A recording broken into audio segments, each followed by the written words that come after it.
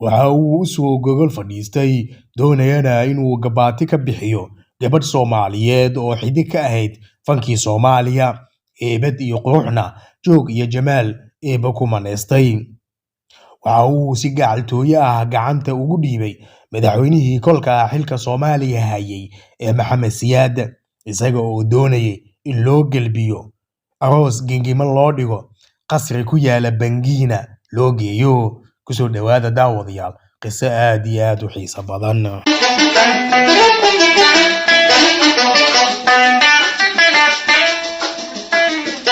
waxa uu madaxweyne ka ahaa wadan ku yaala Afrikada Dhexe ee ku dangiga webiga loo yaqaano Ubangi.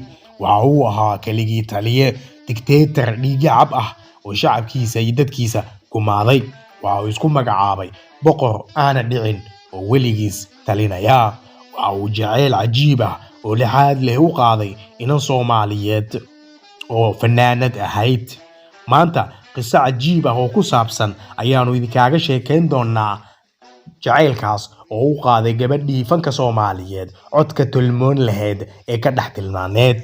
naftayda waan ku huri lahaa hantiina ka bixin lahaa hagarku maquurin halista igoysiyo halkaad igaga taali.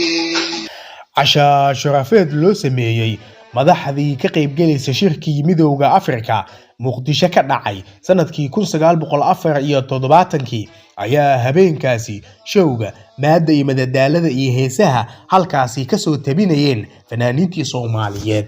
qayb ka mid ah madaxweynihii waalnaa iyo dictatorkii dhigacabka ahaa ee Afrikada Dhexe Jean Bedel Bokassa ayaa isagu waxa uu habeenkaasi halkaasi ka tilmaamsaday gabdhihii tulmoona ee fanka tabinayay habeenkaasi gabadh ka mid ah. jacayl lixaad leh ayuu u qaaday isagoo jacaylkaasi jugta wadnaha gaadhsiiyay.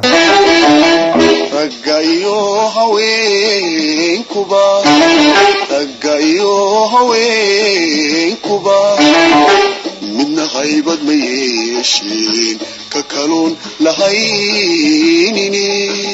gabadhii uu tilmaamsaday ee habeenkaasi cashada iyo casuumadda uu ka cuni waayay waxay ahayd fanaanadeena weyn ee Khadiija Maxamuud Yuusuf Khadiija Qalanjo.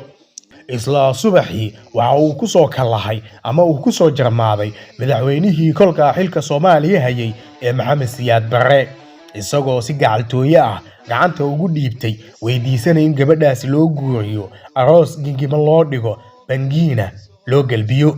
madaxweyne Maxamed Siyaad ayaa isagu ugu jawaab celiyay inuu fanaanada la hadli doono haddii ay doonayso inay noqoto marwo madaxweyne. Maxamed Siyaad ayaa arintii waxa uu kala hadlay Khadiija Qalanjo tii ugu jawaab celisay madaxweynaha iyadoon tashi tusaaleen iyo weliba talo cidna aana u doonanin. habeen kaliya shaqooyay mahir galo ayee kuma fuulaaye horta baro. habeen kaliya shaqooyay mahir galo ayee kuma fuulaaye horta baro. waxa ay fanaanada madaxweynaha u sheegtay in aysan doonaynin inay noqoto marwo madaxweyne iyo boqorad toona, ayna door bidayso wiil Soomaaliyeed oo aan waxba haysan hantida adduun ee Jean Bedel Bokassa uu wado. Jean Bedel Bokassa wuxuu u hanqaltaagayay meelo aanan la hubin horseedna wadanin toona. halabuurkii weynaa ee Maxamed Cali Kaariye dhakhtarkii jacaylka ayaa isagu riwaayad ka sameeyay qisadaasi jacayl ee Jean Bedel Bokassa oo u qaaday fanaanadeena Khadiija Maxamuud Yuusuf Khadiija Qalanjo. on horseed looma haadsho way hawiranta hoobeeyay haki caashaqa ayu habaabine. riwaayadii caanka ahayd ee sidaa ma isku qabnaa mise waan qasanaa. madaxweynihii dhigacabka ahaa dictatorkii dadkiisa laayay ee Jean Bedel Bokassa ayaa isagoo ceeb la hagoogan ka huleelay magaalada Muqdisho. jab iyo ceebna ay ka raacday jacaylkaas uu qaaday fanaanada. Bangui ayuu tegay isagoo ka qoomameynaya jaceylkii ay ku diiday gabadhaasi fanaanada Soomaaliyeed ee qiimaha iyo qaayaha leh ee Khadija Maxamuud Yuusuf Khadija Qalanjo. intaas aynu kusoo gabagabaynaynaa daawadayaal qisadaasi cajiibka ah ee madaxweynihii waalna u qaaday fanaanada Khadija Qalanjo.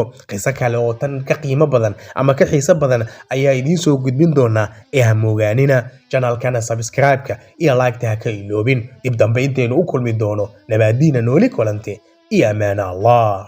jacaylka waan kula habaylaahila ku noqon lahaa hawl kuguma dhaafin adigu haraad qaba habeen kama siixdin